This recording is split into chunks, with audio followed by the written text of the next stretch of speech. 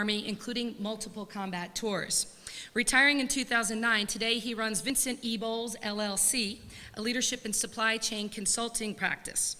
Speaking and coaching to corporate and association audiences around the world, his keynote audiences have included Fidelity, USAA, Deloitte, the United States, Secret Service, Regions Bank, Intergraph Government Services, and the American College, just to name a few. His book, 4321 Leadership, What America's Sons and Daughters Taught Me on the Road from Second Lieutenant to Two-Star General, is in its third printing and available after his presentation today for just $25, all forms of payment accepted, include cash, check, credit card, and perhaps even Bitcoin. So, a recent review read, he didn't write this book exclusively for the military community, and he does us all a great service by putting these leadership lessons into one volume and sharing them. He's an adjunct professor of leadership and logistics at the Defense Acquisition University in Huntsville and serves as an executive coach for NASA, the Department of Defense, and the United States Army. In 2011, he was inducted into both the Niagara University ROTC and U.S. Army Ordnance Corps Halls of Fame. Locally in Huntsville, he serves on the board of Leadership Huntsville-Madison County, HEALS, the Library Foundation, and 2 years had a featured segment on WAHR's Steve and Dee Dee morning show. I can also say that at WH&T, we've interviewed him multiple times on subjects regarding defense and America's military. So if you're ever looking for an expert to interview on your news programs, he certainly provides that dimension as well. Now to the personal part. I actually met Vinny 5 years ago this month. We were both in Leadership Huntsville-Madison County, and I'm thinking, oh my gosh, what am I doing here? I'm not worthy. This is full of people who are in really important roles, including a major general. And then I find myself up early walking around Florence at the Shoals Marriott, and on my walk I stumble across Vinny Bowles, and I'm like, oh, what do I have to say to this guy? And Vinny put me at ease. This is, I thought Major General, oh my gosh, he's gonna think I'm an idiot. And this guy is so approachable and so kind and so nice and has been my friend ever since. And then the other little thing, if you Google Vinny and you Google stars dancing for heels, you'll see him, I should have put a picture up, I didn't think of that. You'll see him donned in a very hot pink sequined outfit, which for that year he won crowd favorite, raising lots of money for the nonprofit organization HEALS. Again, my friend Vinny Bowles, please join me in a warm welcome for our speaker today, Major General Vincent Bowles.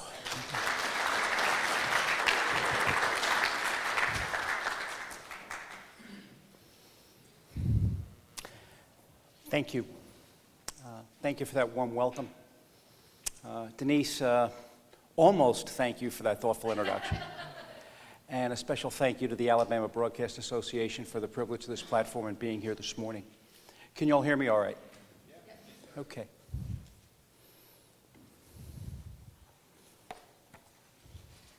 Walter Reed Army Medical Center, spring 2008.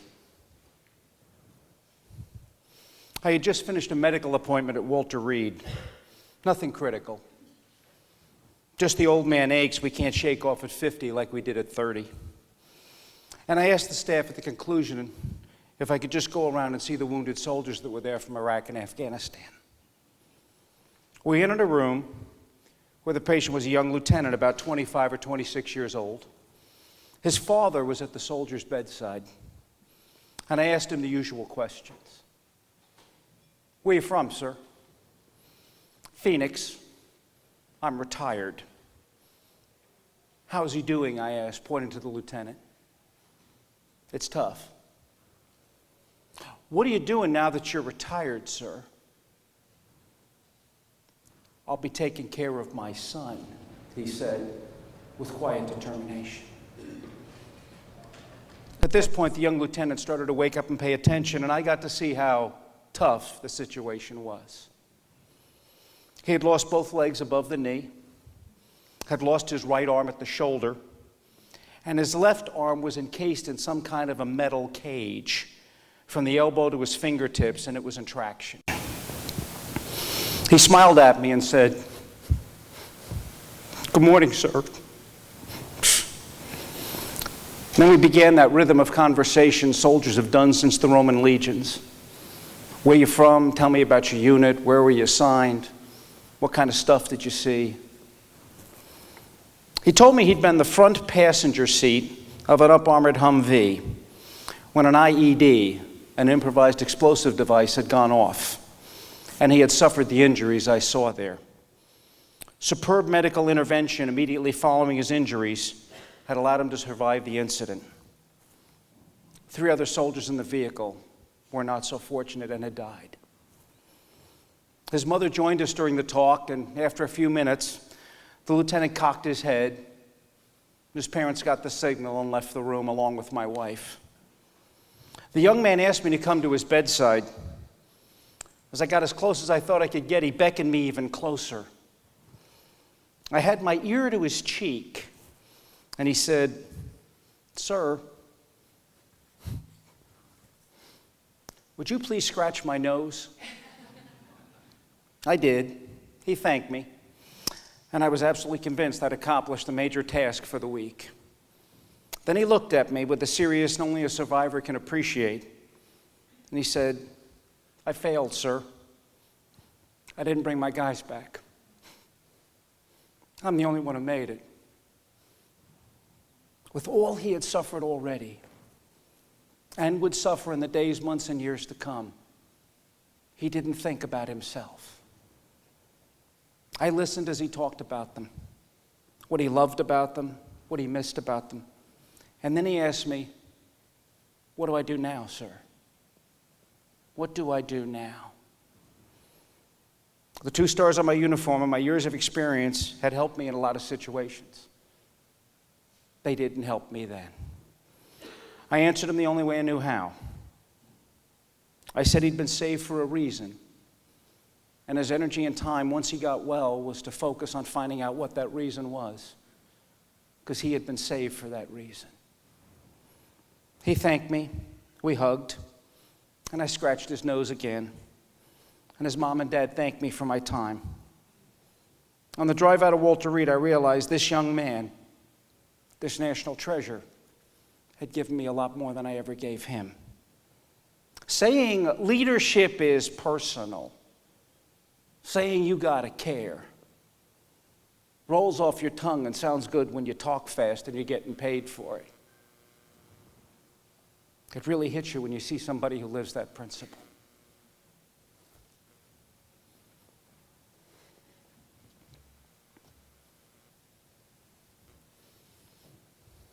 I got good news and I got bad news about leadership. Bad news. It's hard. It's hard. It's hard because it's personal. It's hard because it requires you to be persistent and consistent. You got to do it every day, and you got to be consistent when you do it. You can't look at your front office and say, Monday, Wednesday, Friday are my good leadership days. Tuesday, Thursday sucks to be you. Doesn't work that way. And you can't be a good leader when you want to be. You have to be a good leader when they need you to be. Now, leadership should be easy, really. If you objectively think about it, it should be easy. By the way, I figured PowerPoint charts at 9 o'clock in the morning weren't going to go. Will it work for you? So all my talking points are right in front of you, and they're yours to take. So you got them. Now, leadership should be easy. I can prove it. Google leadership. 0.27 seconds, you're going to get 178 million hits. It's not like nothing's ever been written about the subject and nobody's thought about it. And it's not like there's only 10 commandments of leadership. Just do these 10 things. Don't do anything else. There's no other options. I'm an introvert. I want to lead this way. Does it work? I don't care. I'm an extrovert. I want to lead this way. Does it work? That's fine. The leadership depends on your maturity, the maturity of your group, the situation you're in, what you got to get done. The bottom line is there are lots of options about how to lead people. So from that perspective, it should be easy. Second reason it should be easy. People want it. People want to be well led. They are looking for it. None of you wake up in the morning, roll over, look at your significant other and say, honey, I can't wait to go work for the idiot I work for today. Honey, my boss is so stupid, he or she is entertaining. No. You want that leader to be the person you meet in Starbucks, in Walmart, in Costco, somewhere downtown. When you're with that significant other, you want to say, honey, come here, I want you to meet my boss. That's who you want your leader to be. By the way, if that's not happening to you, if you're running into them at Costco, Walmart, and all you're getting is the wave and they keep going, the conversation afterwards is going something like this. Oh, honey, who was that? That's the boss. Not, that's my boss. That's my guy. That's my girl. That's the boss. That's a face fill in a space. That isn't somebody who's connected with me.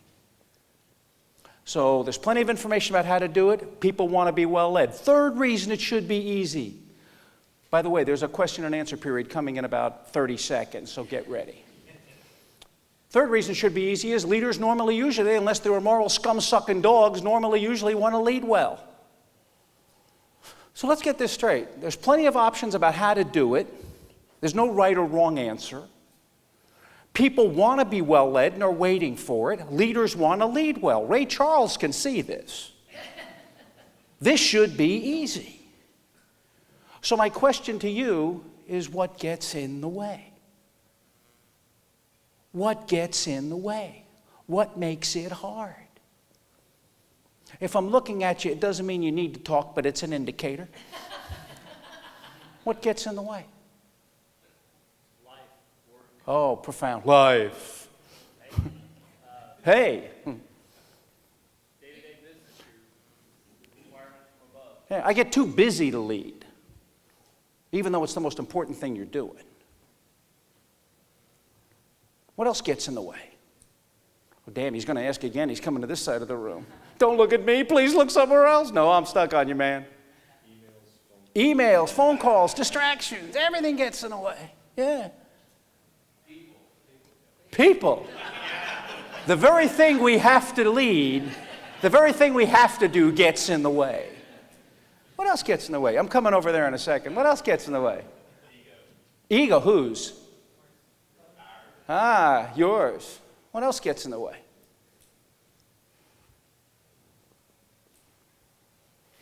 Oh, that was helpful. I'll come to you again. What else gets in the way? Emotion. The very thing, the other one I get a lot is personalities. Personalities get in the way. The very thing that makes people unique and special and magical, some people think that's what gets in the way of leadership. Exactly the opposite. If you can harness those energies and harness those personalities and harness those emotions, they'll do things you never thought they could. But we convince ourselves these personalities get in the way. Yeah, just give me a bunch of robots, I'll be fine. Doesn't work that way. Let me offer something. I think we get in our own way. I think we get in our own way. And I think one of the reasons we get in our own way is people like offices and paperwork, and they like doing emails and offices and paperwork instead of leadership for a very simple reason. Paperwork doesn't talk back. I don't have to interact with paperwork, I just have to do it. I don't have to interact with an email, I just got to do it. You're a person, I got to connect with you. It's the difference between management and leadership, and there is a difference. Management is a clipboard and a task list. Management is a clipboard and a task list. It's directive. It's the stuff you got to do today. It's directive. Leadership is connective. You got to connect with somebody. You got to make that personal connection. I'm your leader. They're looking at you going, I'll let you know. Maybe you are, maybe you ain't. Just because you're occupying a certain box on the wiring diagram doesn't mean you're my leader.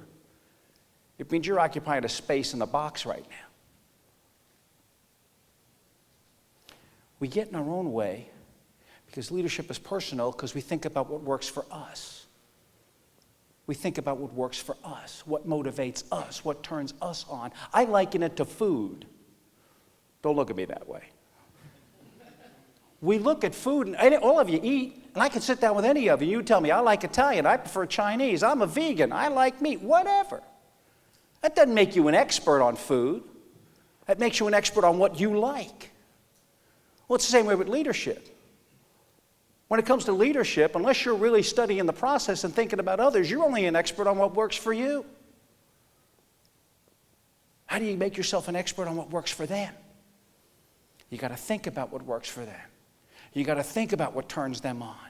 Yeah, damn it, you got to think about those millennials who are so difficult to get along with. I hear that all the time. People put their hands up. How do you deal with these millennials? They're difficult. And you'll love my profound answer. I go, oh, shut up. Your parents said the same damn thing about you. My mother and father are lying in bed in the 1960s looking at each other going, where have we failed? He likes the Rolling Stones. He doesn't like Perry Como. Where'd we go wrong? His hair is growing long, believe it or not. Have you seen this music he's in? Have you seen these things? They're different. They're a different generation. Duh. So were you. You got to meet them at that wavelength and you got to connect with them. It's hard. If it was easy, you'd contract it out, okay? You got to take the time. That's what you have to do. They're different. Got it. So's every generation. So's every generation. You got to want to connect with them. If you come into the connection process with a millennial with the attitude of, I'm doing this because I got to do this, it ain't going to go well. And if you sit down and say, I need to talk to you, it's not going to work well. But if you say, I'd like you to tell me, whoa. And they don't expect you to be them. I did a presentation in Huntsville for Leadership Huntsville to a group of teenagers. They told me, we need you to do a leadership presentation. Okay, got it, I can do that. We need you to do it to teenagers. Okay. Got that. Used to do 19, 20-year-olds. How old are these people? 13, 14. Okay. Okay, I kind of got my head around that. Just before it started, you got 15 minutes. When it was done, I talked to some of the parents. Parents were sending me Facebook posts and calling me, going, it was great. I said, what was so good? They said, the kids said you came in and you talked to them like an adult. You didn't try to come in and talk to them like one of them. You came in like yourself. You wanted to share yourself with them. You didn't come in going, hey, how you doing? How's it going? They didn't want that. They wanted you to come in like a general. They wanted you to come in like an adult, and you did that. Little light went on. We think about what works for us. We don't think about what works for them.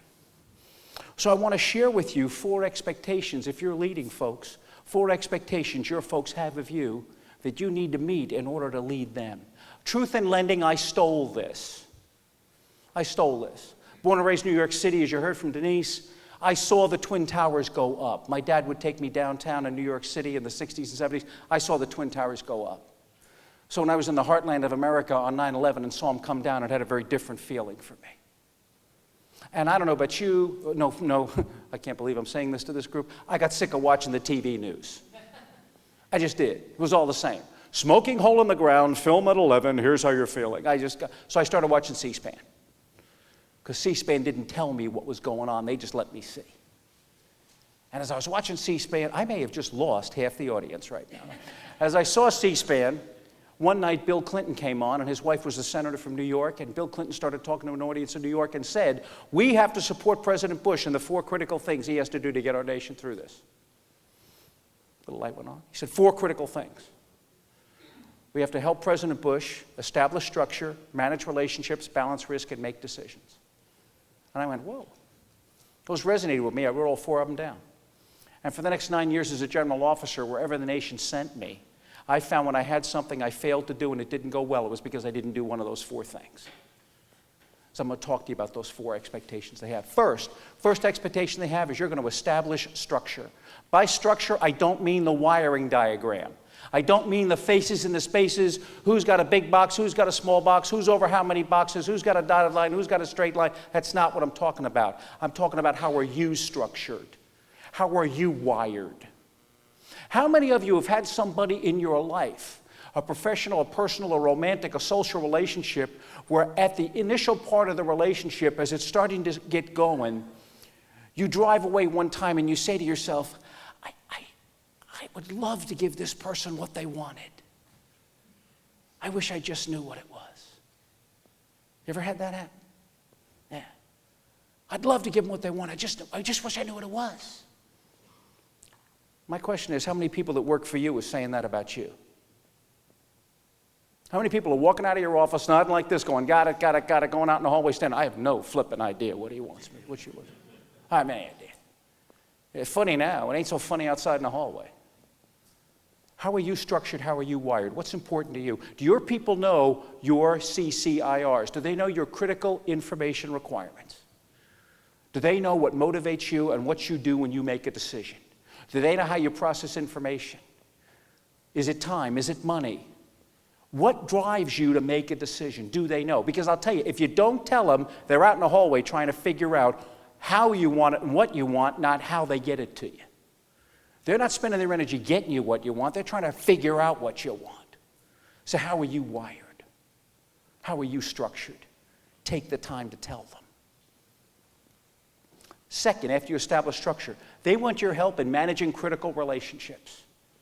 There are critical relationships that you need to get done, that you need to have working both within your industry and outside in your communities. Your folks need your help in making those relationships work. And they want you to help them early and often identify. Just walk up and ask them. When they do something really good, just ask this one question. This is great. Who helped you do that? They'll tell you. When they tell you, go thank that person. You have now just solidified the relationship with those people. And you got to do it early, and you got to do it often, and you got to make those connections. So establish structure and help identify and manage the critical internal and external relationships that make work get done in your organization. Third critical thing they want your help with. They want your help to identify, mitigate, and balance risk. Identify, mitigate, and balance risk, especially the millennial generation. Because the one thing you have that they don't have is experience. And you can bring your experience to bear when they're trying to fix something and it's not working. You can stand there and go, have you thought, we had that problem once and we did this. I get this all the time. People get real nervous because they're doing all this technical geek stuff and I don't know what they're doing. Really bothers me. They don't want your fingers on the keyboard. In fact, they really don't want you touching anything. They're different. But it doesn't mean they don't want to listen. My wife Cheryl is almost in the 21st century digitally. We've almost got her there. And we just got her off a BlackBerry a couple of years ago. She's on an iPhone now. And one day she looked at me a few years ago. She was across the table. She looked at me. We've not been blessed with children. We have 6 godchildren. And our oldest is Ashley. And Cheryl looked at me across the table and she said, why won't Ashley call me? She's 26, 27. Why won't she call me? And I started to go, and Cheryl said, don't give me this texting stuff. I want to know why she won't call. I leave voicemails, I leave messages, and she doesn't call. I call her mother, tell her mother to call me. She don't call. Why doesn't Ashley call? So I said, all right. Pulled my phone out, said, I'm not going to tell you. Send Ashley a text, boom. Ashley, Uncle Vinny, how are you? Boom, off. 30 seconds later, bing, back. I go there. My wife's an introvert. That means she processes. It's got to take a while. Comes back about 2 days later with her phone, looks at me and goes, show me. Okay. She gets a word wired. Starts out, dear Ashley, Aunt Cheryl here. This is my, I know it's too long, it's her first one. This is my first text. How are you? Love you. Want to hear from you soon. Hope we stay connected. Bye. Bing. Puts it down. Walks away. 30 seconds later, bing. She comes running into the room. I got an answer. She runs into the bedroom to get her phone. I'm out in the kitchen. All of a sudden I hear, ah! Cheryl comes out. Wow. Man, look at my answer. Ashley's answer. Okay.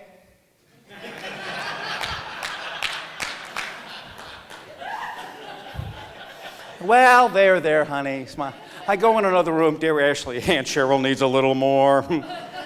Fast forward now. Now they're on it like no tomorrow. They know each other's sizes. They know each other's things. They know each other's favorite stores they're in, seeing back and forth, texting photos, everything else. I think if I told my wife she couldn't text anymore, she'd go, what? They change, they adapt. But they don't want your fingers on the keyboard. They want your judgment. And when Ashley comes to my wife, Aunt Cheryl, it's not about tell me what to do. It's tell me how this went for you. Here's what I'm experiencing. What do you think?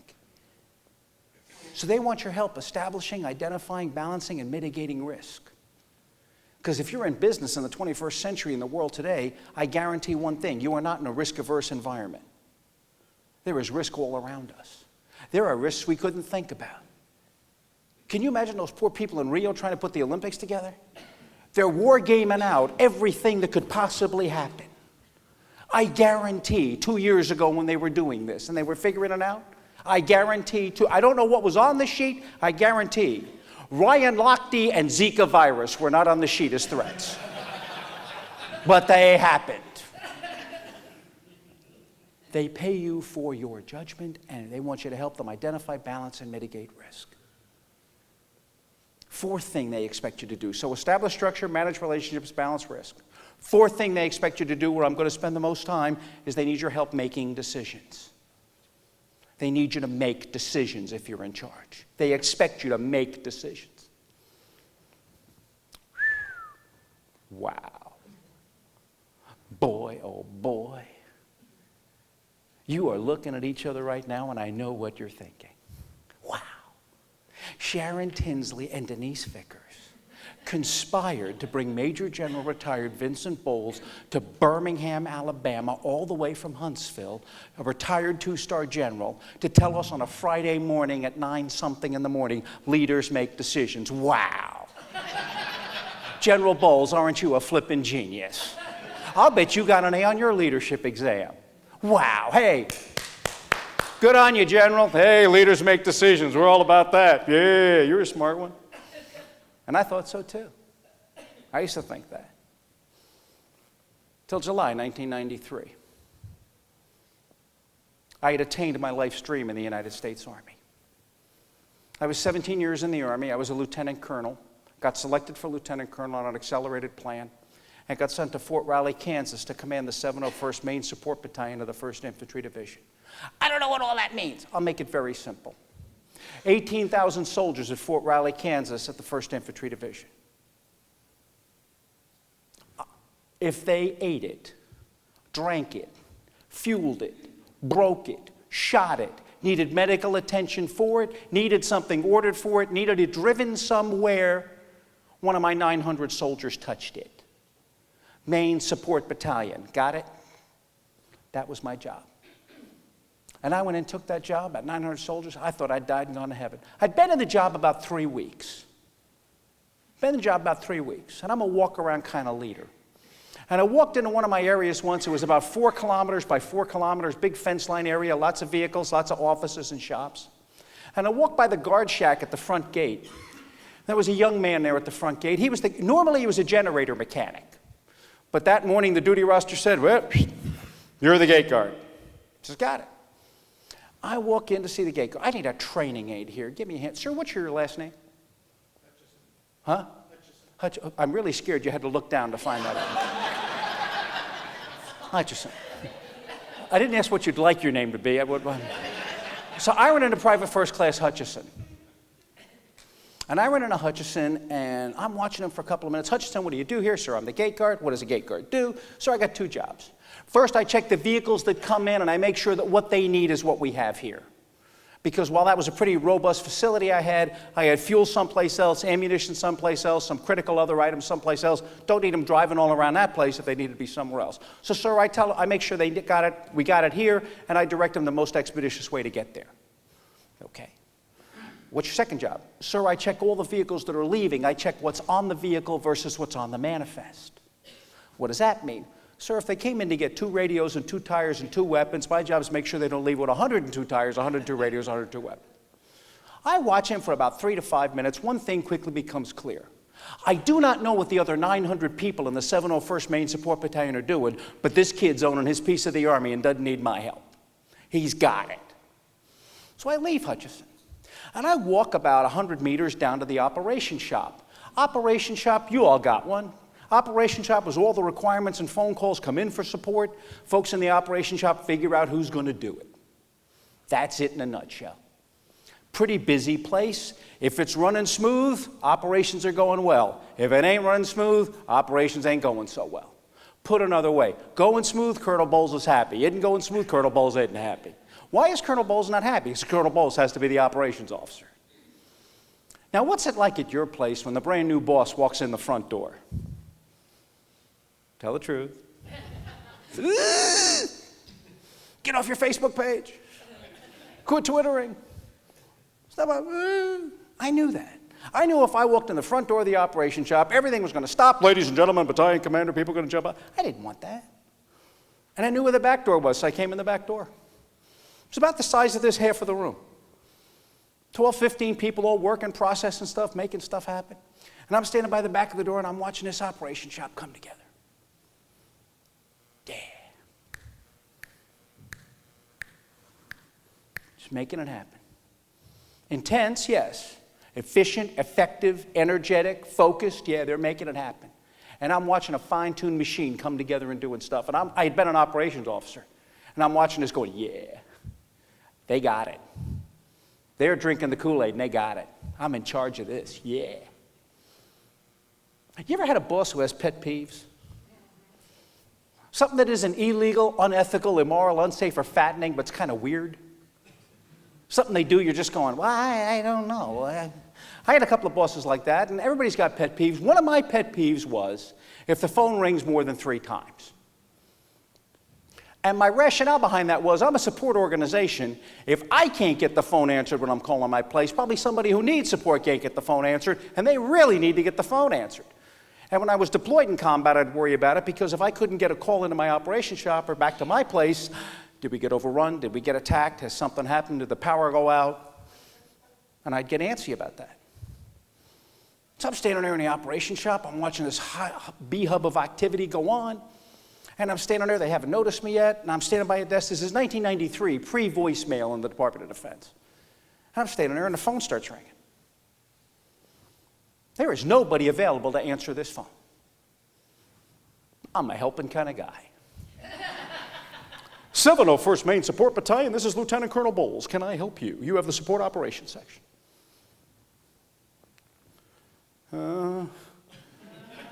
Oh, God. Nervous. Probably wanted Corporal Smith, Sergeant Jones. They got Colonel Bowles on the phone. He's probably never met a colonel in his life. Hey, nervous. I'll talk him in. Hey, man, I was just going by helping out. Just picked up the phone. Tell me what you need. I'll get you hooked up the right section. Oh, God. Oh, I can tell. Still juggle, still nervous. Man, look, you want to talk to me about as bad as I want to talk to you, okay? There's probably somebody here who can help and knows what they're doing a lot more than you and I do. Tell me what you need, and I'll just get you to it.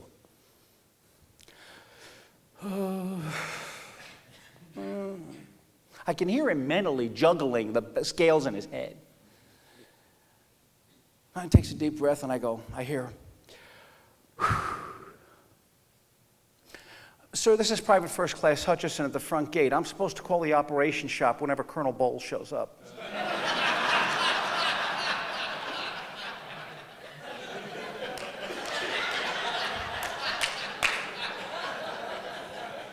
Really? Stand by. Our sergeants have this spidey sense, and Master Sergeant Cheney starts doing one of these. And he finally spins around and goes, Sir, I didn't know you were here. I said, hey, PFC Hutchison wants you to know Colonel Bowles is here. It's pretty funny, huh? Yeah. Until I thought about it. Then it wasn't so funny. And the more I thought about it, the madder I got. How dare they? United States government, United States Army has determined I was fully trained and qualified to lead those soldiers, take care of them, deploy them, and bring them home safely if I had to. Somebody in that organization, after I'd taken command, had made the decision that when Bowles comes around, we got to be protected from Bowles, so make sure you call so we all know beforehand. Now, some of you are very politely but inwardly rolling your eyes right now. And you're thinking to yourself, how naive. The general doesn't get it. General, that's the way things are. I mean, I wouldn't want the head of the broadcast agency just walking in while we're doing something. I'd want to be preheated. I'd want to be warned. That's the way things go in the world, General. You just got to understand that. And you can have that opinion if you can answer one question, which nobody since July 1993, to include Hutchinson, has been able to answer. But if you can answer that question, you can have that opinion. Here's the question. In the 2 minutes that phone conversation took, how many trucks did Hutchinson miss? How many times Hutchinson stopped doing his real job that he was good at, that he knew was important, that he knew how to do for this sub-optimized thing? Can you imagine what it was like when he came on duty that morning? Okay, do this, check trucks in, check trucks out, do this, but by God, that phone better ring if the colonel comes. How many trucks did he miss? How many times did we stop him from doing his real job because of a sub-optimized task that was sucking him away and taking his way? How many decisions like that have you made that you know about? More importantly, how many decisions like that have gotten made in your organization that you don't know about? That if you knew about them, you'd go, huh? Y'all have staff meetings? Y'all do. I'll bet none of you asked this question at that next staff meeting, and I bet I'd recommend you try. At your next meeting, look around the table and ask this question.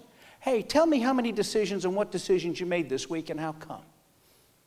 Now, y'all remember the old TV show in the 60s, Lost in Space? Remember the robot? Danger Will Robinson? This is your Danger Will Robinson moment. When you ask that question, bite down real hard on the inside of your gum right here, because you're going to hear something that's going to make you want to go, what? And if you do that, they're not going to tell you anymore. So you just got to go, really, that's interesting. Thank you.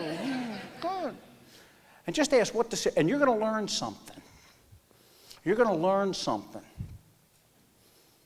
You're going to learn something about the decisions people are making in the organization that are sub-optimizing the energy in your organization, that are sucking it away. There are decisions that got made that you don't know about. There are decisions you made that you don't know what the impact of them is because you're not checking. But I will tell you, it's one of the critical expectations that people have is that one, you'll make decisions and you'll stand up and be responsible for them. So establish structure. Establish your structure. Manage critical relationships. Identify, balance, mitigate risk, and make decisions. Now you can see on your card, this is the part where we go to Q&A. Let's make sure we have the role set. You ask questions, I got answers. Denise Vickers and Sharon Tinsley have told me I can't leave till I get 4 questions. You can't either. So I'd be interested in questions about this presentation, about the book, about what's going on in the world for life, or anything else you want to talk about, or what I think about 2 New Yorkers running for the presidency. Okay. To what extent do you think leadership can be personalized versus an overall style? The question was, what extent do I think leadership can be personalized instead of being an overall? It has to be personalized. It has to come from you. If they think you're following a formula, they're going to cut you out because they're going to say you're just playing a role. You're not leading me. It's got to be personal. It's got to be a connection. Okay. There's another hand up here, sir. So what was it about the sergeant that wanted to know when you came on the grounds? Why did he want to do that, and what did you do about it? Well, so why did they want to know? First off, when I started asking that question, hey, who did this? Of course, they all started moonwalking like Michael Jackson. Well, sir, the guy before you, we didn't know, they all start blaming somebody. Nobody likes it. It's the old Holiday Inn thing. The best surprise is no surprise. Nobody wants to be surprised. And the way I got over that was very interesting. First, I stopped telling them where I was going. They drove each other crazy for about 2 weeks. Where is he? Where is he? Where is he? Where is he? Have you seen him? Have you seen him? Where's Waldo? But then I found something interesting. I have a tendency not to overreact. I got trained by a boss not to do that. Don't overreact, don't lose control, because if you lose control, they're going to start thinking if you can't control yourself, how are you going to control anything else? So if I found something that I didn't, quote, like, or I thought was inappropriate going on, unless it was a safety thing, I normally didn't launch. If it was a safety thing, I got intense. Stop. But otherwise, I'd go, and I wouldn't overreact. I'd go, notice. And then I'd go back a little later and say, hey, David, I was over there today in your operation seeing something, and Sergeant Jones was doing, could you check on that? You know, David gets all over, checks it, says, sir, I got it. And the word got out after a while, he's cool, he doesn't overreact, and if he asks a question, just give him an answer. Apparently, a couple of predecessors before, everybody had one boss who would launch to the sixth ring of Saturn, so the word went out, everybody better warn everybody when everybody goes around. And after a while, they just stopped worrying about it. I'm told the guy after me had a lot of fun with that. It was kind of interesting. Nobody gets excited when I come around. Well, okay, there's a lesson there. Good. Sir, please. General, in your experience, what's the best way to establish and then communicate the vision, mission, and values? What is the best way to establish, communicate the mission and values? First, understand when you're trying to communicate mission and values, they're listening to you, they're believing your behavior. They're listening to you, they're believing your behavior. You have all these values and vision and everything else up on the board, and everybody's looking, nodding, going, yeah, okay, it's on your website, and they're going, yeah. What they have to do is when they see those values, they have to watch your behavior and see those values replicated there. If they don't see it replicated there, they're not believing a thing you're saying. In the Army, loyalty, duty, respect, selfless service, honor, integrity, and personal courage. They are the 7 Army values. He's memorized those, no kidding. When I go around, I judge units very simply. Do I see those 7 values in the behavior of individuals I see operating? Or are they just empty slogans that are on the bulletin board? So that's first off. Second, when you think you're done communicating about them and you think you've gotten the word out, you're about halfway done. You can never stop articulating them. You can never stop talking about them. Not a bad idea at the end of a meeting to talk about one value and say, how's that value working for us this week? Who saw a good demonstration of that value? Where do we get changed? You got to look at opportunities to weave those back in. Otherwise, they become the one thing you look at once a year. Is that helpful, sir? Yes, sir. Thank you. Good. You're welcome. Other questions, please. Ma'am. Interesting. Hutchison came up afterwards, and we talked. I said to Hutchison, I said, hey, how come you didn't hang the phone up?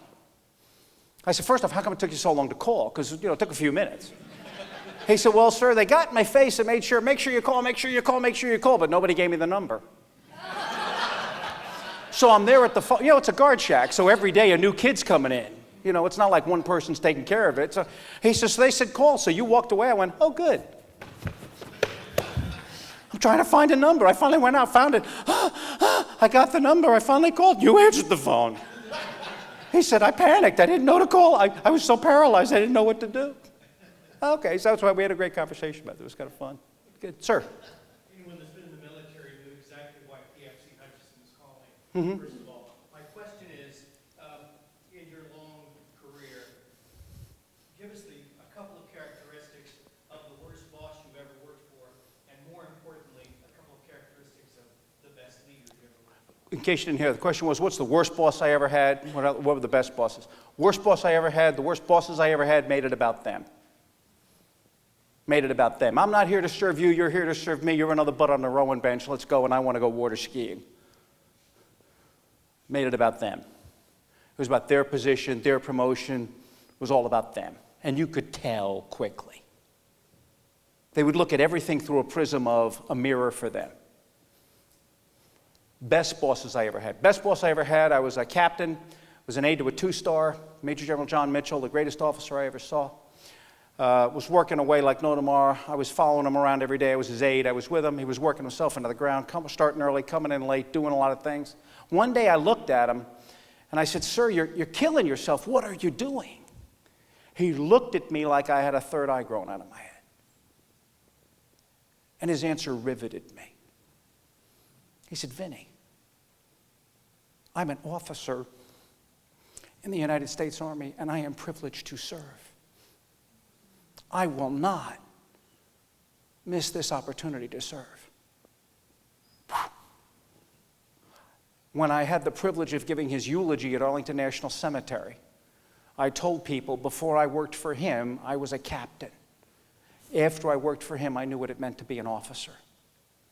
I didn't know what it meant to be an officer till I worked for him. Then I got to know what it meant. So the best bosses made it about developing me. They made it about the legacy they left. Here's the way you'll know. What type of leader are you? Do you walk in the room and it's, here I am? You've been around those leaders, right? Or do you walk in the room and go, there you are? What type of leader are you? If you're here I am, I know what you're all about. If you're there you are, I know what you're all about. In a nutshell, sir, that's the answer to that question. Doing well here. I got time for a couple more, please. Vinny, can you talk about the term "I got your six" and what that means translate that from a military world to a civilian leadership world? Six is real simple. I got your six means two things. I got your back, you don't worry, you face forward. I got your back is what I got your six means. I got your back. That means this.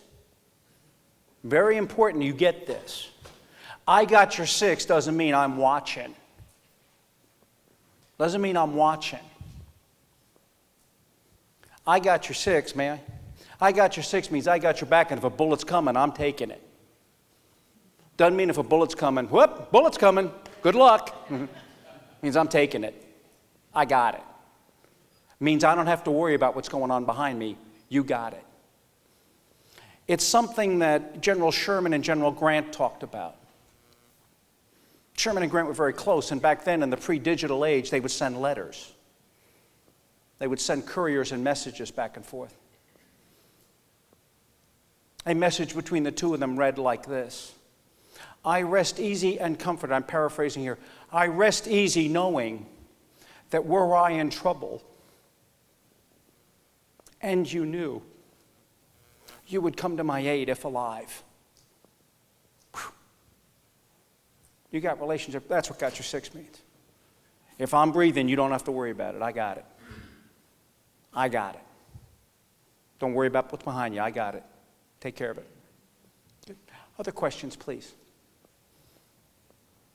People that get paid by the word and aren't asking any questions. I can't believe this. Sir, please. What do you see as the biggest leadership challenge facing leaders today in the private sector? We lie to ourselves. We lie to ourselves. It's too tough. It's too tough. It is tough. It is challenging. It's worth it. And it makes a difference. Little things. There's two phrases I use that I can't believe how they resonate in the corporate sector. When I'm working, I'm an executive coach and everything else out in the corporate sector and a consultant out there. I did something once in a corporate group. Somebody asked me to do something. They were doing something. I saw it and I just picked it up, helped them. They went, oh, thank you, sir. I looked at them and said, team sport. Team sport, don't worry about it. A week later, as I was leaving, the CEO said to me, everybody's saying that now. What do you mean by that? I said, well, it's a team sport. I'm on the team. What do you need me to do? Team sport. I got it. Wow. That makes a difference. The other thing was I work with young leaders a lot, and I had a young leader look at me once, a young lieutenant colonel, said, sir, I really want to thank you. Thanks a lot. I said, you're worth it. You're worth it. Two things. Team sport, you're worth it. You could shoot steel into those people afterwards. The biggest leadership challenge is we convince ourselves it's not important because they don't care because they're not staying around. That's the biggest leadership challenge we have as leaders. Not that I feel passionate about it or anything. Vinny, can you talk about, so I'm going to switch gears a little bit and ask you for your take on the importance of local broadcasters in their local community. You've been in that, you've lived all over the world as a, being in the military, but now you've been based in Huntsville for a long time. Talk to us as local broadcasters and what you see as an observer looking, as an outsider looking at our industry, the role we play in a community. And that sort of applies to leadership as well. The biggest thing I find it does is it provides a context for me to understand the issue in. It provides a context for me to understand the issue. And that's the biggest thing that broadcasters do, is they give me a context. I don't know how many times my wife will see a story and she'll look and go, what does that mean? Why is that important? That's the biggest thing that I find the broadcasters do. Anybody can read the news. They can get the news off the web. but they can't get the story off the web. And I find that's the biggest difference. If that's helpful, that's what I find is the biggest difference. Okay, let me wrap this up with a couple of thoughts. You see at the bottom, the thoughts are, there have always been times like these, and I want to talk to you about what your job isn't. And to talk about there's always been times like these, I'm going to use myself as an example. I came in the Army in 1976, May 23rd, 1976. When I came in the Army in 1976, Jerry Brown was the governor of California. Iran was our #1 ally in the Persian Gulf. I was watching the nation go through the debacle of Nixon to Ford to Carter in about 2 years. By 1980, we had hostages being taken in Iran and finally getting released. We had hostages that are in the 80s being taken in Lebanon. Ronald Reagan got elected president. George Bush in 1988 became the first president, George Herbert Walker Bush, became the first president in 70 years, 60, 70 years, that succeeded a member of his own party and was elected president. George Bush succeeding Ronald Reagan was the first time a president from the same party succeeded another president. It had not happened before that since Herbert Hoover in 1929. Captain Bowles was trying to convince Mrs. Bowles in the 1980s staying in the Army would be a pretty good deal, even though I couldn't afford a house at 16.5% mortgage rates. The Berlin Wall falls at the end of the 1980s of the decade, and the Cold War ends without a shot being fired. Something I had never expected. The 1990s, we have Desert Shield, Desert Storm. We go to war in Iraq. Warsaw, Poland becomes the capital of a NATO country, not a communist country. George Bush, in June of 1991, has a 91% approval rating. A 91% approval rating. 17 months later, he loses election to a combination of Bill Clinton and Ross Perot, and Clinton gets elected. The economy booms in the 1990s. In 1997, a guy named Nathan Myhrvold is the chief technology officer for Microsoft. Well, I don't know Nathan. You don't need to know Nathan. Just think about his job. Chief Technology Officer, Microsoft. He's going to talk about the future of technology. Think you're going to pay attention? Yeah.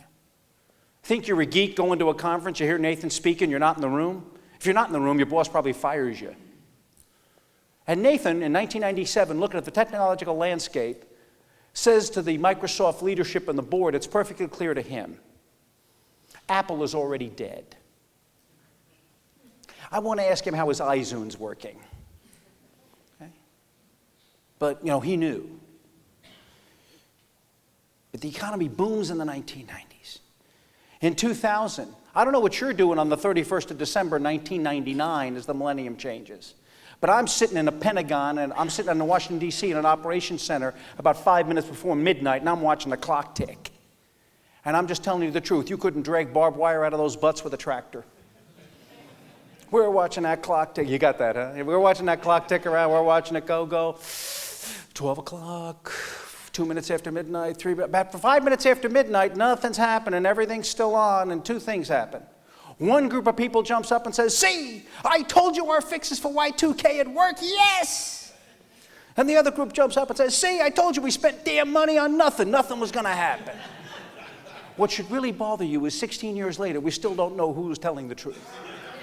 But I went through Y2K.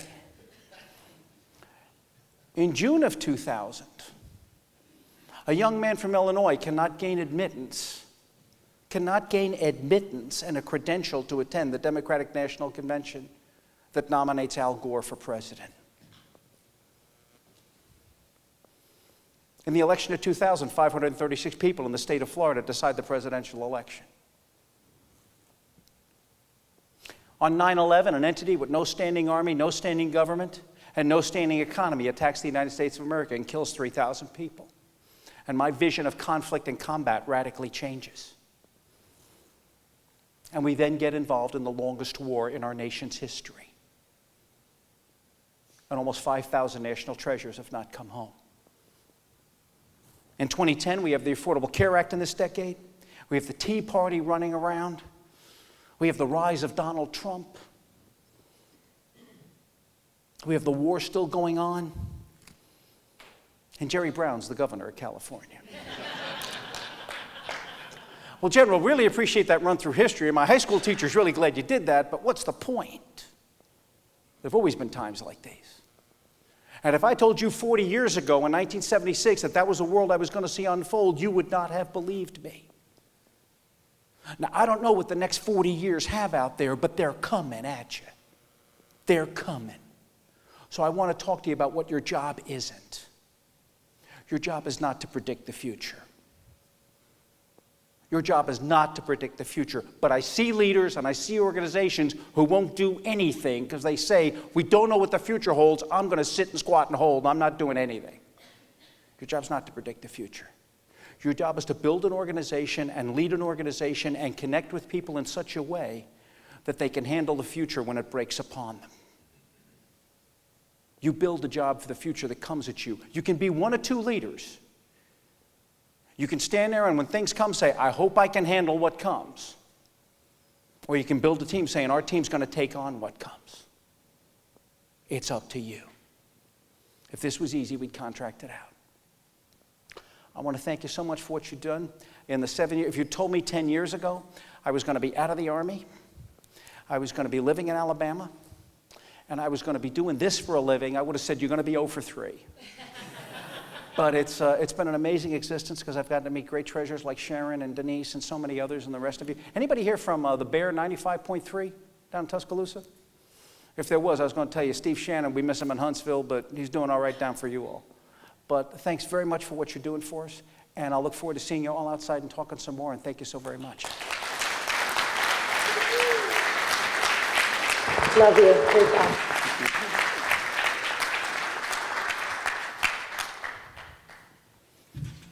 If you loved Vinny's presentation, I'll take the credit. If you didn't like Vinny's presentation, I'll take the blame.